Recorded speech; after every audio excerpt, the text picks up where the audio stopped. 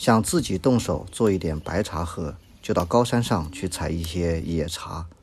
做白茶的方法主要就是靠萎凋，然后再进行一次烘焙就可以了。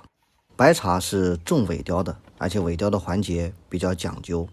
首先找到一个竹筛子，或者是类似竹筛子这样的平底的容器，把采回来的茶叶均匀的摊在上面，不可以摊得太厚，越薄越好。然后就放到室外晒，不过在晒的时候也要看看天气，如果太阳太大就不能放在阳光下暴晒了，要拿在阴凉处让它自然萎凋。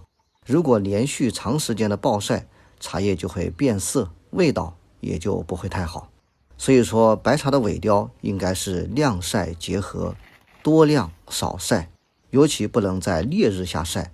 一般早晨刚出太阳的时候可以晒一下，或者是傍晚太阳快落山的时候晒一下，其他的时间尽量放到室内或者室外没有阳光的地方，让它自然萎凋。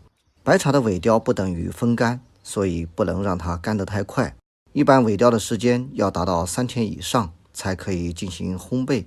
这是萎凋第2天的叶子，已经明显走失了很多水分，叶表已经有些干燥，茎也变得很柔软了。这个时候如果拿到外边去晒的话，它会很快的变干。萎凋时间过短的白茶，口感和香气都不会太好，甚至还有可能有严重的青草气。所以这个时候我们就要放在这里慢慢的去晾它，要控制它整个干燥的过程不低于3天。现在这个白茶的萎凋时间已经达到了3天，茶叶几乎完全干透了，这样就可以进行下一道工序烘焙了。白茶是越陈越好，所以重在后期的储存和转化。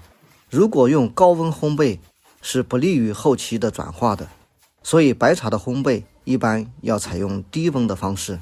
至于这个烘焙的温度低到什么程度，每一家茶厂也会有所不同。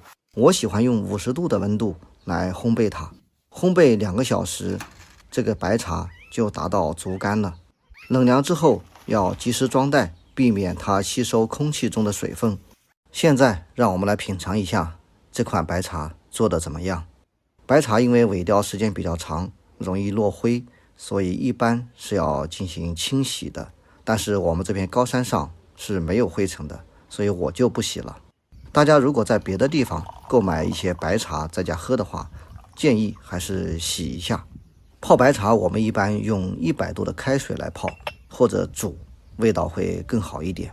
第一泡的茶汤会显得比较清淡，但是花香明显，喝起来口感是比较鲜爽甘甜的，没有一点点苦涩的味道，也没有青草气。一般来说新白茶都会有一些青草气，之所以我们能把青草气做掉，就在于萎凋的控制。只要按照传统的方式进行萎凋，这样的白茶是不会有太重的青草气的，甚至可以完全去掉青草气，只有花香。因为烘焙的温度比较低，所以也不会影响它后期的转化。